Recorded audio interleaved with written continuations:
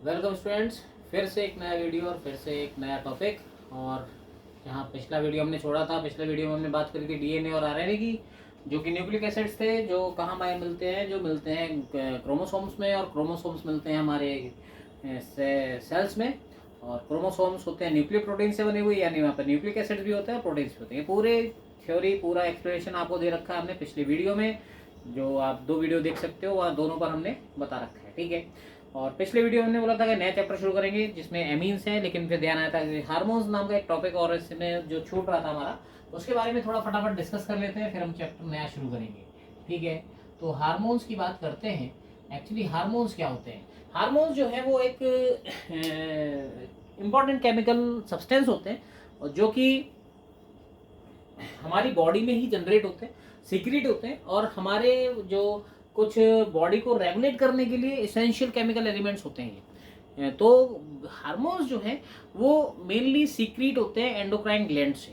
हमारी बॉडीज में कई ग्लैंड्स हैं हमारी बॉडी। अच्छा, एक क्वेश्चन है, नॉर्मल क्वेश्चन है बायोलॉजी का, कि हमारी बॉडी में जो सबसे बड़ी ग्लैंड है वो कौन सी है? सबसे बिगेस्ट ग्लैंड हमारी बॉडी में कौन सी होती है? हमारी बॉडी की जो बिगेस्ट ग्लैंड है वो कौन सी होती है?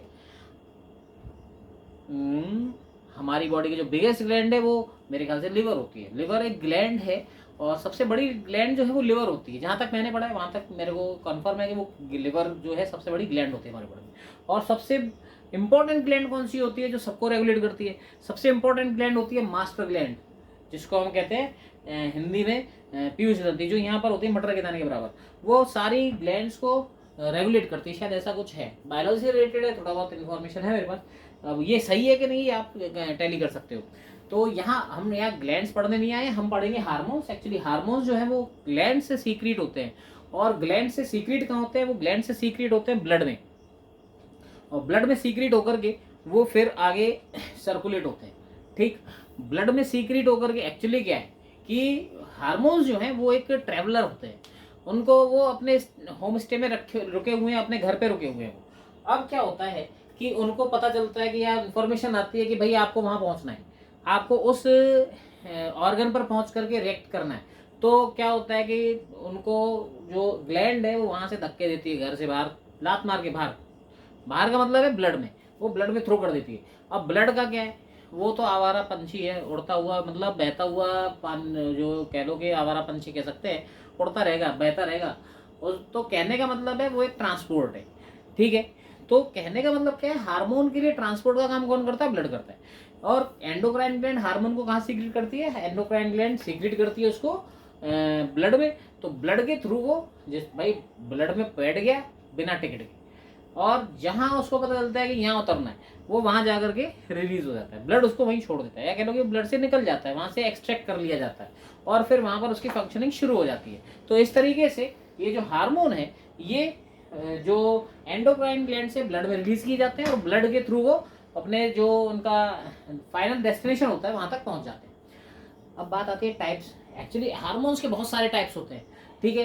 कुछ हार्मोन्स जो है वो स्टेरॉइड्स होते हैं, कुछ हार्मोन्स स्टेरॉइड्स हैं। ठीक है।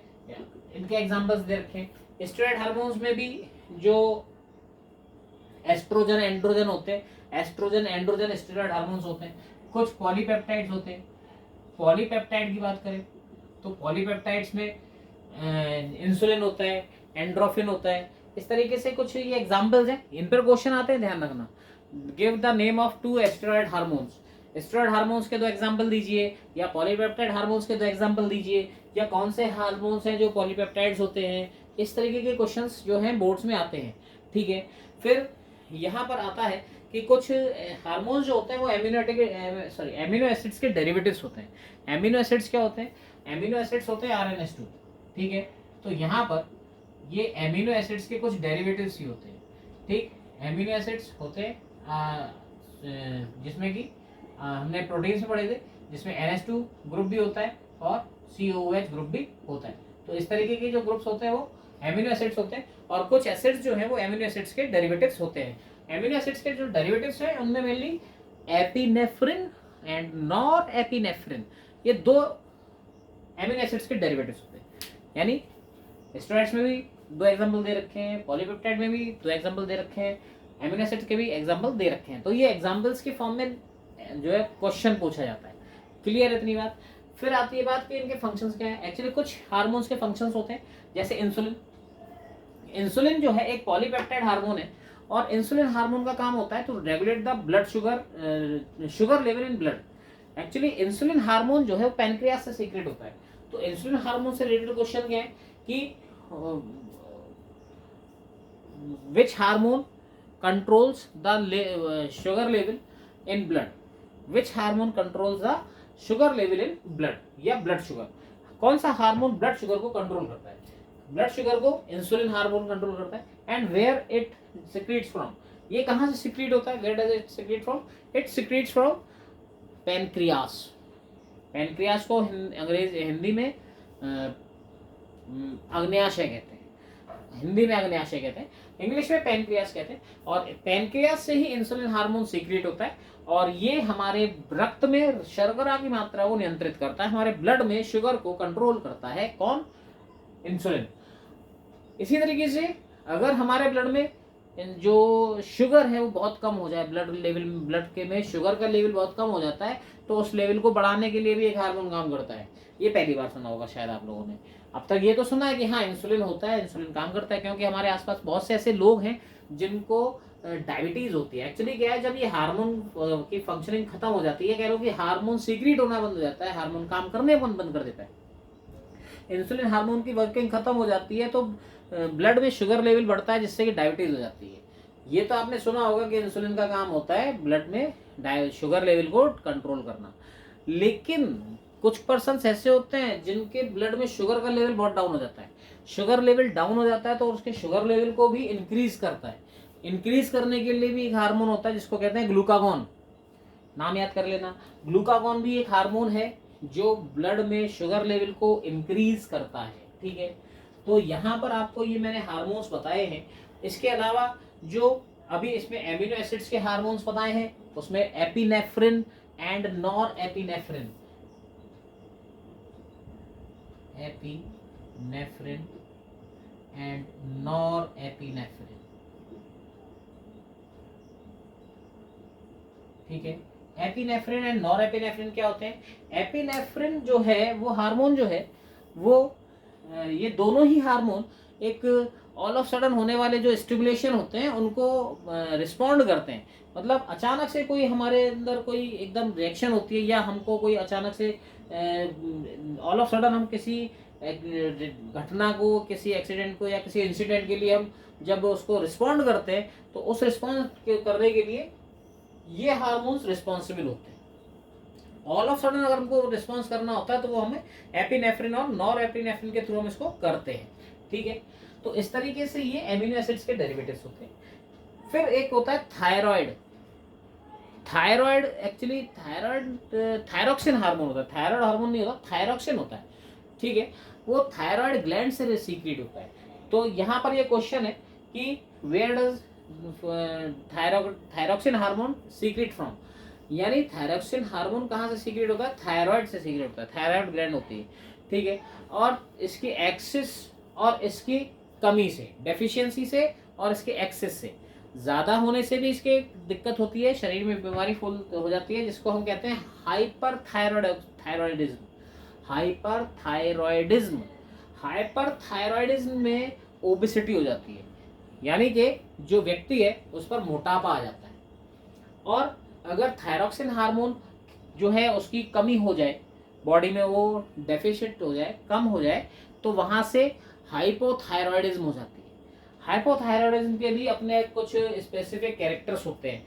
हाइपोथायरॉयडिज्म में जो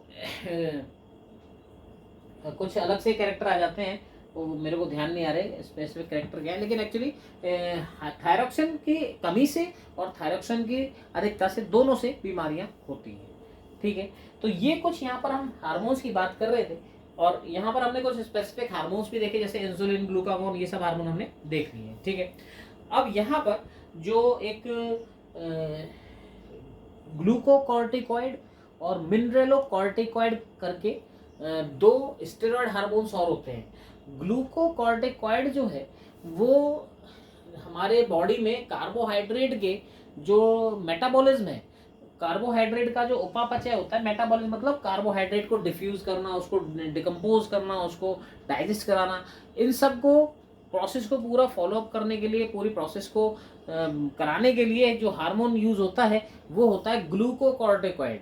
इसको ग्लूकोकॉर्टिकॉइड इसीलिए कह रहे हैं क्योंकि ग्लूकोज शब्द लिया है ग्लूकोज से, और ग्लूकोज होता है कार्बोहाइड्रेट, और कार्बोहाइड्रेट की जो मेटाबॉलिज्म है उसको कंट्रोल करना, उसको पूरे को सर्कुलेट करना, उस सर्कुलेट करके उसको पूरा डिकम्पोज करके उस पूरी तरीके से उसको रिएक्शन को कंप्लीट कराना, वहां पर जो हार्मोन काम करता है वो होता है ग्लूकोकॉर्टिकॉइड। ग्लूकोकॉर्टिकॉइड, ठीक है। इसी तरीके से एक और हार्मोन होता है मिनरेलोकॉर्टिकॉइड। मिनरेलोकॉर्टिकॉइड मिनरल से रिलेटेड है, और मिनरल होते हैं नॉर्मली फ्रेश वाटर में, ठीक है। और वाटर जो है हमारी किडनी फिल्टर करती है, वाटर या उसके जो सब्सटेंसेस हैं उसमें जो इम्प्योरिटीज हैं वो हमारी किडनी फॉलो अप करती है, और वहाँ पर किडनी के थ्रू जो भी सॉल्ट, वाटर में से सॉल्ट और इस तरीके के जो अनवांटेड एलिमेंट्स हैं उनको वहाँ से फ्री करना, वहाँ से उनको सेपरेट करना, इस पूरी प्रोसेस को कंप्लीट करने के लिए मिनरेलोकॉर्टिकॉइड इस तरीके के हार्मोन को सीक्रेट किया जाता है, इस तरीके के हार्मोन के द्वारा कंट्रोल किया जाता है, ठीक है। ये हमारे कुछ हार्मोन्स के इंट्रोडक्शंस है, कुछ हार्मोन्स के क्वेश्चंस है। इन ये जितनी भी बातें मैंने बताई हैं इन सब पर क्वेश्चन बनता है, इन सब पर क्वेश्चन बनता है, इनमें से कोई भी क्वेश्चन जो है वो पूछा जा सकता है। क्लियर है इतनी बात। अब यहाँ से आगे हम चलते हैं, यहाँ से आगे हम बात करें तो एक जो मेल फीमेल के जो डेवलपमेंट के लिए हार्मोन्स होते हैं तो वो हार्मोन्स भी इसी के अंतर्गत आते हैं, इसी में इंक्लूड रहते हैं, जैसे टेस्टोस्टेरोन, एस्ट्रोजन, ये सब जो हैं ये सेक्स हार्मोन्स कहलाते हैं। जो मेल्स में होता है वो टेस्टोस्टेरोन होता है। इसके सीक्रेशन से क्या होता है कि जो चाइल्ड होते हैं जब वो एडल्ट एज में आते हैं, बच्चे से शिशु अवस्था से बाल्यावस्था में आते हैं, मतलब बाल अवस्था से वयस्क अवस्था में आते हैं, तो वहाँ पर उनके बॉडी में चेंजेस आते हैं, दाढ़ी निकलने लगती है और आवाज़ भारी होने लगती है, मूछें आने लगती हैं, इस तरीके के कुछ सिम्टम्स आते हैं, वो टेस्टोस्टेरोन से आते हैं। ऐसी जो गर्ल्स हैं उनमें भी, मेल फीमेल्स जो हैं उनमें भी इसी तरीके के चेंजेस होते हैं, तो वो होते हैं हार्मोन्स के थ्रू, ठीक है। तो ये हमारा जो टॉपिक था वो किससे रिलेटेड था, वो रिलेटेड था हमारा हार्मोन से। और ये जितने भी हार्मोन्स मैंने आपको बताए हैं इनमें हर किसी से क्वेश्चंस आ सकते हैं, हर किसी से क्वेश्चन ये रिलेटेड हो सकता है, ठीक है। क्लियर है इतनी बात। तो यहाँ पर आकर के हमारा बायोमोलिक्यूल पूरी तरीके से फिनिश होता है, ठीक है। अभी हम इसको यहाँ पर इतना ही रखते हैं, अपना नेक्स्ट चैप्टर हम शुरू करेंगे नेक्स्ट वीडियो में, और नेक्स्ट वीडियो आएगा हमारा नेक्स्ट टॉपिक पे। नेक्स्ट टॉपिक अपना आएगा एमीन्स। अब हम पढ़ेंगे एमीन्स के बारे में, ठीक है।